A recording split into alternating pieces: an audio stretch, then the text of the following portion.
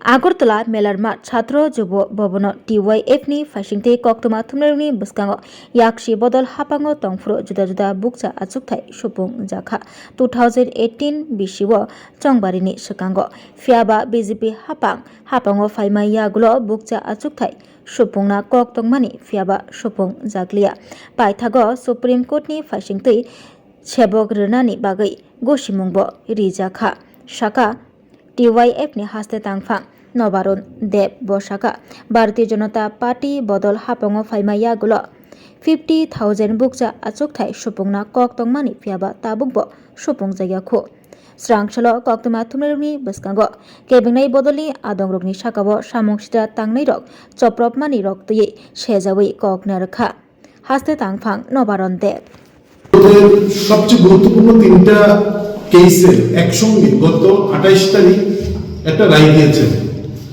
তিনটা ডিপার্টমেন্ট, একটা হচ্ছে টিপিএসসি, একটা হচ্ছে বয়লার ফ্যাক্টরি ইন্সপেক্টর, একটা হচ্ছে টিএসআর নিয়োগ সংক্রান্ত বিষয়ে।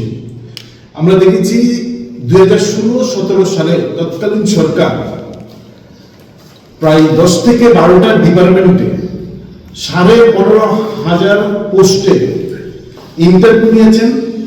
ইন্টারভিউ নেওয়ার পর সমস্ত নিয়োগ প্রক্রিয়া সম্পূর্ণ করে শুধুমাত্র কর্মপ্রার্থী যারা মেরিট লিস্টে আছেন, যারা সিলেক্টেড হয়েছেন, তাদের হাতে অফার যাবে।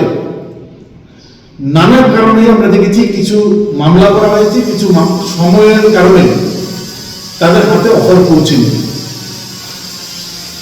2018 সালের মার্চ মাসে এই সরকারের পরিবর্তন হয়ে বিজেপি নেতৃত্বে রাজ্যের সরকার তৈরি হওয়ার পর নিউ রিক্রুটমেন্ট পলিসির নাম করে 2016-17 সালে যতগুলো ডিপার্টমেন্টে নিয়োগে ইন্টারভিউ নেওয়া হয়েছিল সমস্ত নিয়োগ প্রক্রিয়া এক ক্রমের পর্যায়ে বাতিল করে দিয়েছেন। আমরা তখন তার তীব্র বিরোধিতা করেছিলাম DYF এবং TF। আমরা সেদিন বলেছিলাম এই নিয়োগ প্রক্রিয়ায় 15,500 উপর যুবক যুবতীর নিশ্চিত কর্মসংস্থানের যে গ্যারান্টি বামফ্রন্ট সরকার তৈরি করেছিল, এক ক্রমের পর্যায়ে যা বাতিল করেছেন তা ঠিক হয়নি, তাদেরকে দ্রুত নিয়োগ করা। আমরা সেদিন দেখেছিলাম যে স্বৈরাচারীভাবে সমস্ত নিয়োগ প্রক্রিয়া বাতিল করেছে। তিনটা ডিপার্টমেন্ট থেকে কয়েকজন মামলা করেছেন হাইকোর্ট, তারপর সুপ্রিম কোর্টে মামলা গেছে। গত 28 তারিখ সুপ্রিম কোর্টে এই মামলার রায় দিয়েছেন এবং এই রায়ে বলেছেন, দুটা রায় বলেছেন তাদেরকে 2 মাসের মধ্যে এবং একটা রায় বলেছেন তাদেরকে 4 মাসের মধ্যে তাদের চাকরি দিতে হবে। আমরা আশা করি রাজ্য সরকার এই তিনটা ডিপার্টমেন্টের সবাইকে টিএসআর, টিপিএসসি এবং বয়লার ফ্যাক্টরি যিনি ইন্সপেক্টর এই পোস্টে তাদেরকে দ্রুত চাকরি দেবে। কিন্তু আমরা এই সাংবাদিক সম্মেলন আহ্বান করেছি তার সঙ্গে যারা যুক্ত করার জন্য, যে আমাদের দেশে বিচার ব্যবস্থা কোনো নির্দিষ্ট করে ভারতবর্ষে ব্যক্তি ব্যক্তি আইন তৈরি হয় না, নির্দিষ্ট আইন, এই আইন সর্বক্ষেত্রে প্রযোজ্য হয়। যে তিনটা ডিপার্টমেন্টে নিয়োগের জন্য নির্দিষ্ট সময়সীমা রাজ্য সরকারকে দিয়ে দিয়েছেন, শুধু এই সময়সীমা দেননি, তার সঙ্গে যে কথাগুলো সুপ্রিম কোর্ট বলেছেন, এই সুপ্রিম কোর্ট 110 পাতার এই রায় প্রকাশ করেছেন, সেখানে বলেছেন যে ওই যে নিয়োগ প্রক্রিয়া, এই সম্পূর্ণ নিয়োগ প্রক্রিয়া ছিল স্বচ্ছ, সেখানে অস্বচ্ছতার কোনো বিষয় ছিল না এবং সেখানে স্বেচ্ছাচারিতা ছিল না। এই স্পেসিফিক এই শব্দগুলো সুপ্রিম কোর্ট ব্যবহার করেছে। স্কুল এডুকেশনে নন টিচিং স্টাফ এবং সোশ্যাল এডুকেশনে 1,000। এইগুলো সম্পর্কে আরো দারুণ একটা বিষয় হচ্ছে, এইগুলো নিয়ে 2018 সালের আগে অফার ছাড়ার প্রাক মুহূর্তে একটা মামলা করে দিয়ে অফারগুলো আটকে দিয়েছিলেন, যে পোস্টগুলো অবৈধ পোস্ট। সুপ্রিম কোর্ট 2019 সালে এই মামলায় বলেছেন যে এই পোস্টগুলো বৈধ, এতে নিয়োগ করার প্রশ্নে কোনো সমস্যা নেই। এই রায় সুপ্রিম কোর্ট 2019 সালে দিয়েছিলেন। এখন সুপ্রিম কোর্ট বলছেন যে নিয়োগ প্রক্রিয়া যা সম্পূর্ণ হয়েছে তার স্বেচ্ছাচারিতার সঙ্গে ক্ষমতার অপব্যবহার না করে এগুলো যেন দ্রুত নিয়োগ করেন। এই শব্দগুলো সেখানে আমরা দেখেছি, সেই নিউ রিক্রুটমেন্ট পলিসি নামে সরকার যা যা করেছেন সেখানে আছেন। এখানে স্পষ্ট করে এই রায়ের মধ্যে সুপ্রিম কোর্ট উল্লেখ করেছেন যে কিভাবে ক্ষমতা দেখিয়েছে এবং স্পষ্ট ভাষায় সুপ্রিম কোর্ট তার রায়ের মধ্যে দিয়েছেন, the action of the government in cancelling the process of recruitment for the post of enrolled followers is not justified and would amount to arbitrary exercise of power. সরকার এই স্বেচ্ছাচারীভাবে ক্ষমতা দিকে অপব্যবহার করে এই পোস্টগুলোকে মানে গোটা নিয়োগ প্রক্রিয়াকে বাতিল করেছেন। এখন আমরা এই বিষয়গুলো আমরা সুপ্রিম কোর্টের এই গাইডলাইন যা রায়, এই রায় দেখেছি এবং আমরা মনে করি যে নির্দিষ্টভাবে 3টা কেসের মধ্যে দিলেও বাকি সমস্ত ক্ষেত্রে এই রায় কার্যকরী হবে এবং সুপ্রিম কোর্ট বা বিচারিকার যখন এগুলো রায় দেয় তখন পরবর্তী সময় এই রায় সমস্ত ক্ষেত্রে এই ধরনের যে মামলাগুলো আছে মামলাগুলোর ক্ষেত্রে সবগুলোর ক্ষেত্রে তা অ্যাপ্লাই হয়। ফলে এই বিষয়টা আমরা ডিওএফ এবং টিআইএফ মনে করি আমাদের রাজ্যের যে 15,000 যুবক যুবতী নিয়োগের জন্য তৎকালীন সরকার যে নিয়োগ প্রক্রিয়া সম্পন্ন করেছেন, এই নিয়োগ প্রক্রিয়া দ্রুত রাজ্য সরকারকে সম্পন্ন করতে হবে। এই যতগুলো ডিপার্টমেন্টে এই নিয়োগ প্রক্রিয়া প্রায় সম্পন্ন হয়েছে, মেরিট লিস্ট প্রকাশ হয়েছে, কিন্তু তাদেরকে নিয়োগ করা হয়নি, অফার দেওয়া হয়নি। এই সমস্ত ডিপার্টমেন্ট আমি যা বললাম তাতে 3টা ডিপার্টমেন্ট সম্পর্কে নির্দিষ্টভাবে রায় দিয়েছেন, টিপিএসসি, টিএসআর এবং ফ্যাক্টরিজ এন্ড বয়লার্স। বাকি যে ডিপার্টমেন্টগুলো আছে school education, social education, police, agriculture department, industry and commerce, revenue department, DWS department, forest department এবং পিআই, এই ডিপার্টমেন্টগুলোতে ব্যাপক সংখ্যক পোস্টে ইন্টারভিউ নেওয়া হয়েছে। এই নিয়োগ প্রক্রিয়া বাতিল করেছেন। তা দ্রুত সুপ্রিম কোর্টের রায় যেন রাজ্য সরকার মান্যতা দেয়। আইনসভা এবং বিচার সভার যে সম্পর্ক, এই সম্পর্কের কথা মাথায় রেখে সুপ্রিম কোর্টের রায়কে সম্মান জানিয়ে এই সমস্ত ডিপার্টমেন্টে যা বাতিল করেছিল, এই বাতিলের করেছিল তা প্রত্যাহার করে এই ডিপার্টমেন্টের সবাইকে দ্রুত নিয়োগ করতে হবে। এটা জানার তাই রায়ের মধ্যে যে সম্পূর্ণ নিয়ম নীতি আইন মেনে এই নিয়োগ প্রক্রিয়া সম্পন্ন হয়েছে, কারণ রাজ্য সরকার এই নিয়োগ প্রক্রিয়া নিয়ে তার কোনো প্রমাণ করতে ইলিগেল কিছু প্রমাণ করতে পারেনি। ফলে গোটা নিয়োগ প্রক্রিয়া স্বচ্ছ এবং তার মধ্যে স্বেচ্ছাচারিতা ছিল না, সুপ্রিম কোর্ট স্পষ্টভাবে এই রায়ের মধ্যে বলেছেন। একই সঙ্গে বলেছেন এই যে বাতিল করা হয়েছে নিয়োগ প্রক্রিয়া, এটা সম্পূর্ণভাবে স্বেচ্ছাচারিতা এবং ক্ষমতা দেখিয়ে অন্যায়ভাবে এই নিয়োগ প্রক্রিয়া এনআরপি নাম করে বাতিল করেছেন। ফলে এই নিয়োগ প্রক্রিয়া সংক্রান্ত বিষয়ে যখন এই কথা বলেছেন, তার মধ্য দিয়ে আমরা এই সাংবাদিক সম্মেলন করছি এই কারণে যে সোশ্যাল এডুকেশনের 1,000, স্কুল এডুকেশনের 12,000,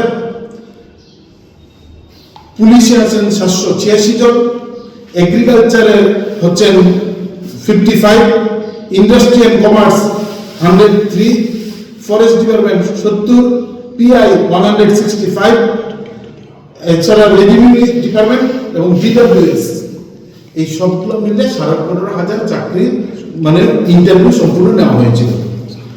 সুপ্রিম কোর্ট এই রায়ের মধ্যে তা বলেছেন যে খেলা শুরু হওয়ার পর মাঝখানে কোনো নিয়ম বদল হয় না, এবং এই রায়ের মধ্য দিয়ে সুপ্রিম কোর্ট বলেছেন যে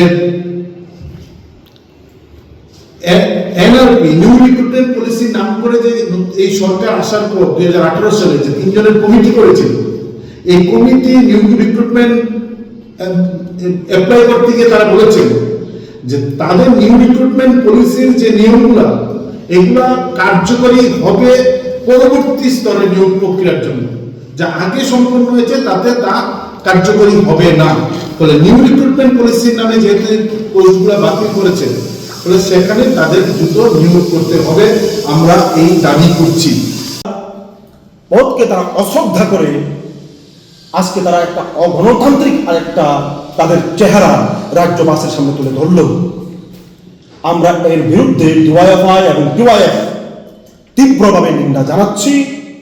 কোনোভাবেই এই ধরনের কর্মকাণ্ড আমরা মানতে রাজি নয়, এবং রাজ্যের সুনাগরিক বৃন্দ, শান্তিকামী মানুষ তারা কোনোভাবেই মানবে না।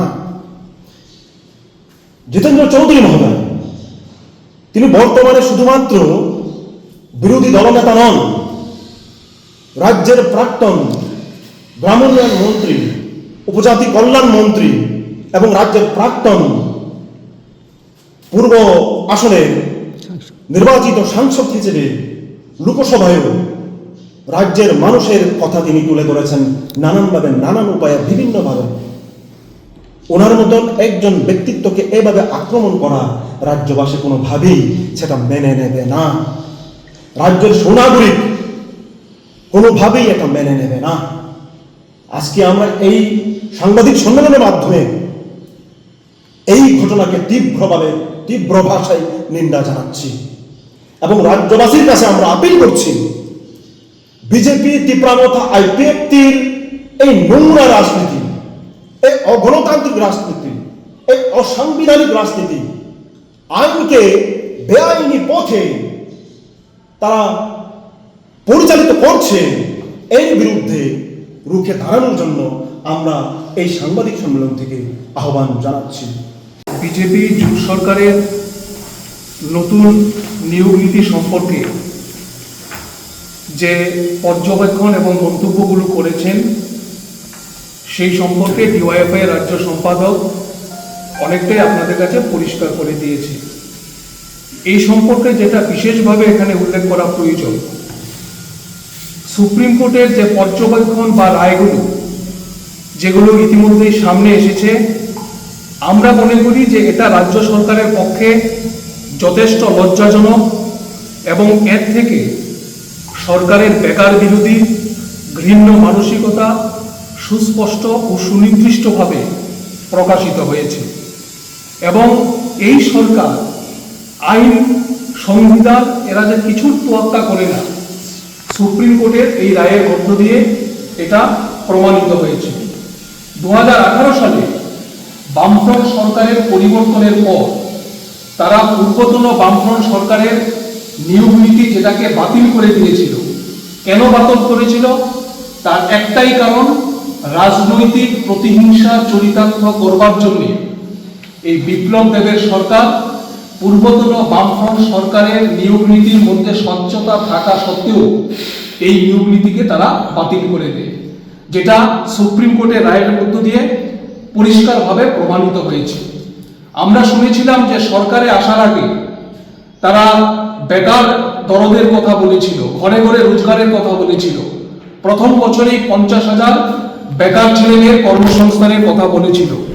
কিন্তু এই নতুন নিয়োগ নীতির নাম করে যেভাবে বেকার ঠকানোর খেলা তারা এখানে বেকারদের ঠকানোর জন্য যে কৌশল অবলম্বন করেছে, এর ফলে আমাদের রাজ্যে বেকার ছেলে মেয়েদের যারা চাকরি পাওয়ার একেবারে দুর্গরায় ছিল, তাদের ভবিষ্যৎ এই সময়টায় অন্ধকারে ধাবিত হয়েছে এবং তাদের জীবনের একটা বড় সময়, এই জীবনের বড় সময় তারা চাকরির সুযোগ থেকে বঞ্চিত হয়েছে। ফলে আমরা ডিওয়াইএফআই এবং টিওয়াইএফ পরিষ্কারভাবে দাবি করতে পারি যে এই সরকার হচ্ছে বেকার বিরোধী সরকার। সুপ্রিম কোর্ট তার রায়ের মধ্যে স্পষ্টভাবে যে শব্দবন্ধটা ব্যবহার করেছে যে নির্বিচারী, অর্থাৎ বিচার ছাড়া এই নিয়োগ নীতি তারা গ্রহণ করেছিল। এবং পরিষ্কারভাবে সুপ্রিম কোর্টের রায়ের মধ্যে এটাও বলা আছে, সরকারের ইচ্ছা অনিচ্ছা কিংবা খেয়াল খুশি মতো কোনো সরকারের নিয়োগ নীতিকে বাতিল করা যায় না। ফলে আমরা মনে করি যে সরকারি চাকরি শুধুমাত্র কিছু শূন্যপদ পূরণ করা না, সরকারি চাকরি মানে অর্থনীতির চাকা ঘোরা, সরকারি চাকরি মানে যে সামাজিক সংকট, এই সামাজিক সংকটের হাত থেকে সমাজকে মুক্ত করা। ফলে কোনোভাবে জনবিরোধী, একদিকে চাকরি আটকানো হচ্ছে আর অন্যদিকে নেশার সাম্রাজ্যে আমাদের রাজ্যের যুব সমাজকে ভাসিয়ে দেওয়ার জন্য তারা নতুন নতুন পরিকল্পনা করে বেকার ছেলে মেয়েদের সামনে নেশা সামগ্রী তুলে দিচ্ছে। আমাদের রাজ্যের তরুণ প্রজন্মের ছাত্র যুবদের ভবিষ্যৎকে তারা অন্ধকারের দিকে নিয়ে যাচ্ছে।